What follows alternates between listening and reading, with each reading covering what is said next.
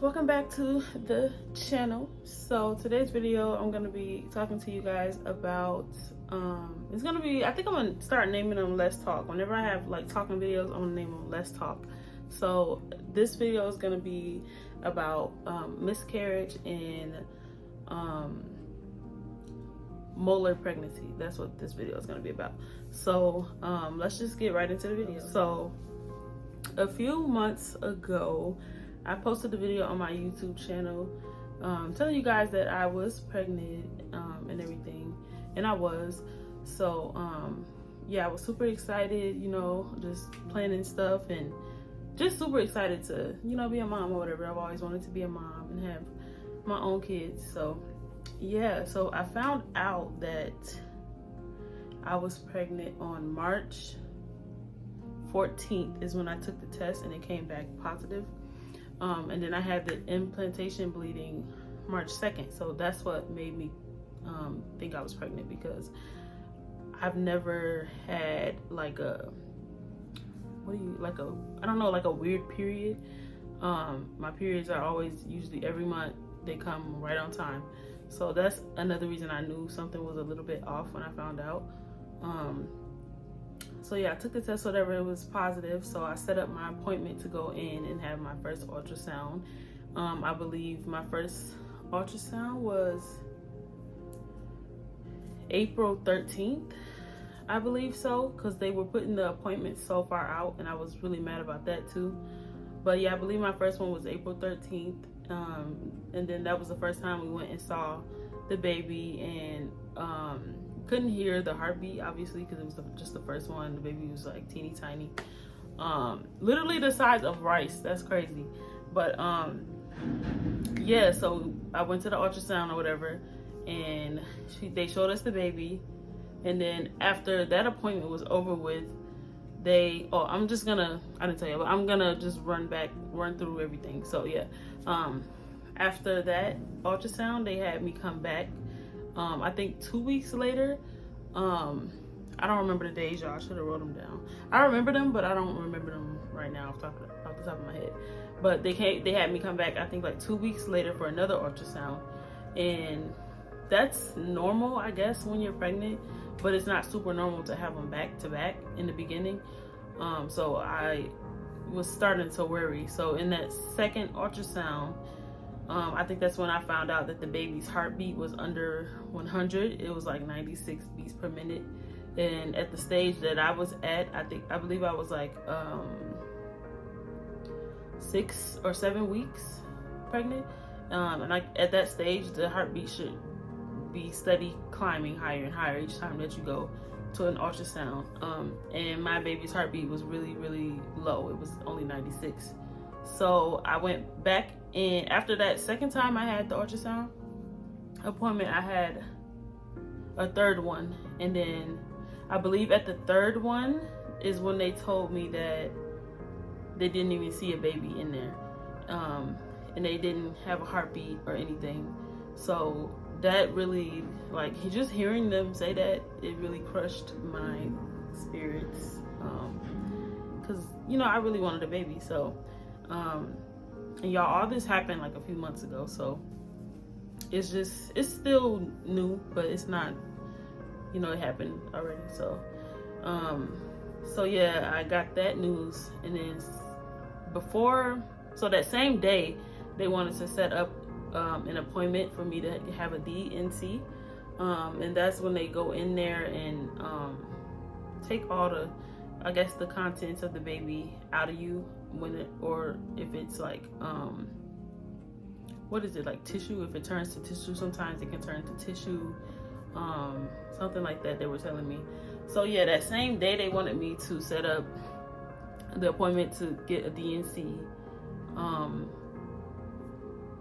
No, after the third ultrasound, no, that's what happened. Okay, y'all, I'm getting it mixed up. So after my third ultrasound appointment, I went to get other opinions at other hospitals, because I wanted to be sure that they weren't seeing any activity in there. I didn't want to just go straight and get the DNC until I was comfortable enough and felt like, okay, well, they really don't see anything. So after the third ultrasound, I went to Hennepin County I let them do an ultrasound, and I went to Maple Grove, and it was pretty much the same thing. Nobody could see any activity or a baby or a heartbeat or anything in there.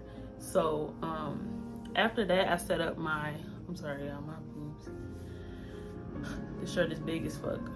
But yeah, after I got my second and third opinions, and I was okay, I felt okay doing the DNC, I went ahead and scheduled it. And all of this just happened so fast. Like, I got pregnant quick. The whole process, it just went so fast, and I never thought I would be going through like a miscarriage. It sucks. It's not a good feeling. Because it's like one moment you're pregnant and then you're not, and then it's like you have all this exciting stuff, you're planning and have it planned out in your head how it's gonna go, and then all of a sudden there's no baby. So it was really hard, and it's really a sad thing for women to go through. And every doctor that I went to see, they were just like, it's not your fault, it's nothing you did. Sometimes women just have miscarriages, and I had to just make myself, understand that too. Like, it just happens sometimes,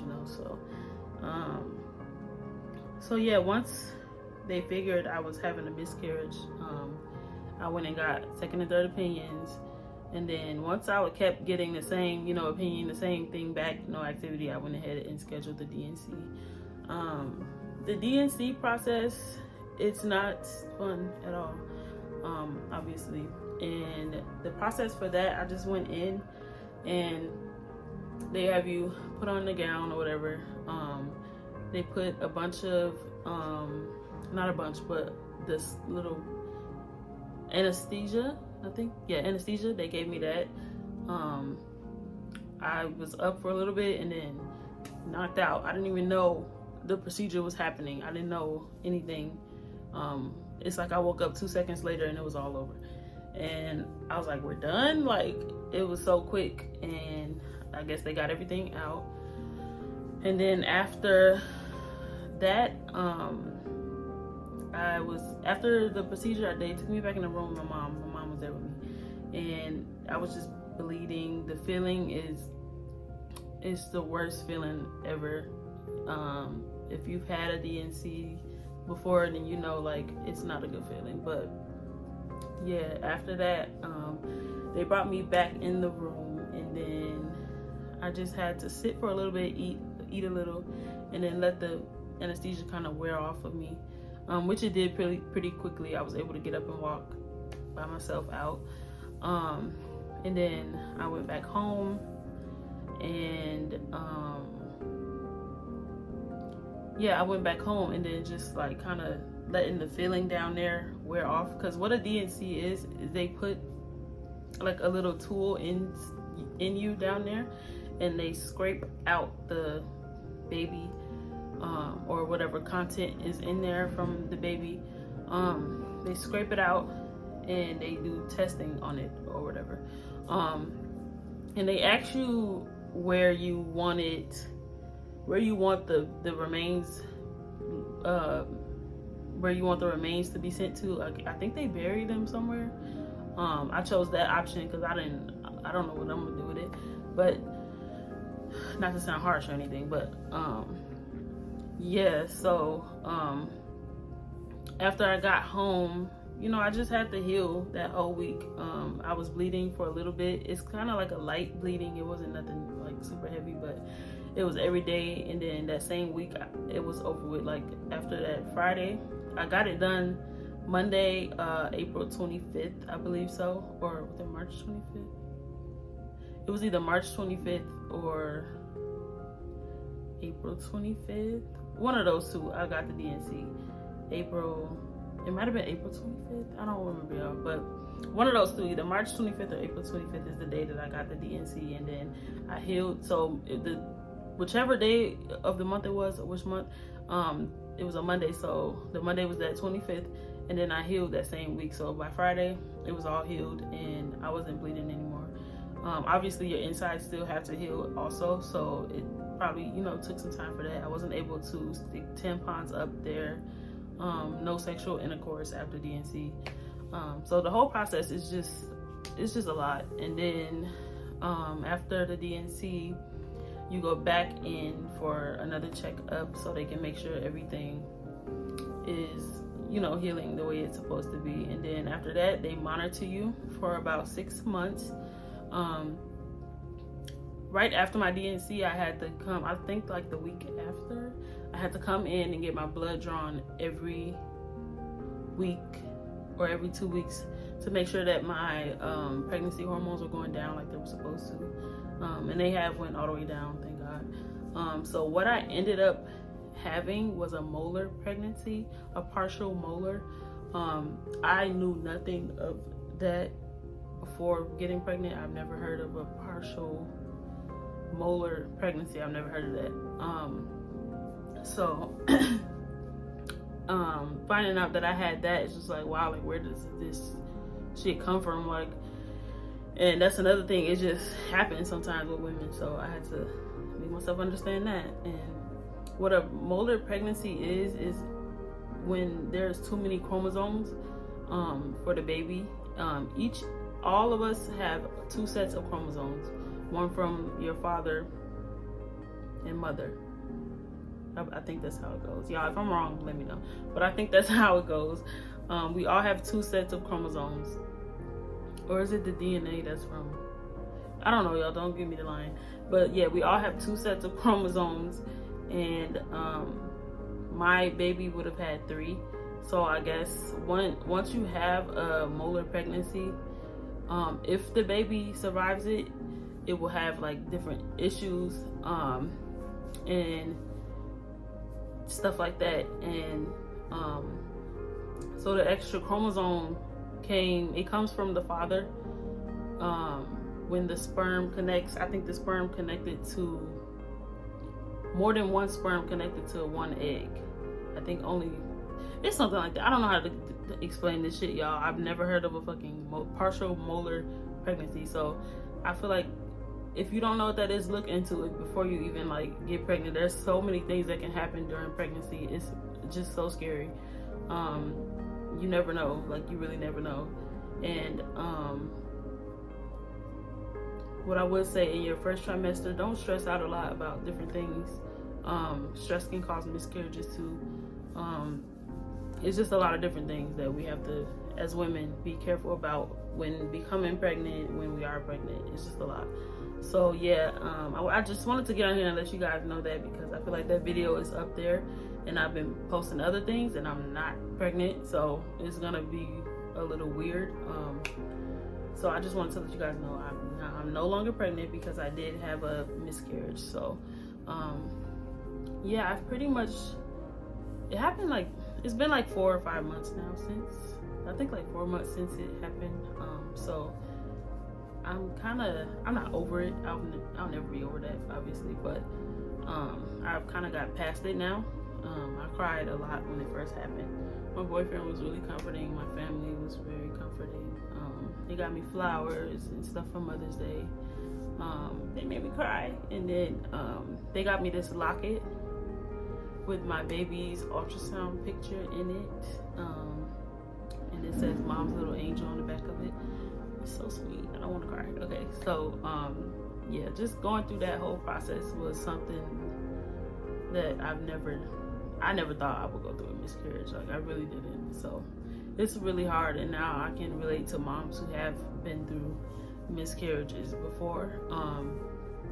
And it's not a good feeling. It sucks. So my heart goes out to whoever is, you know, dealing with that, because it's a terrible feeling.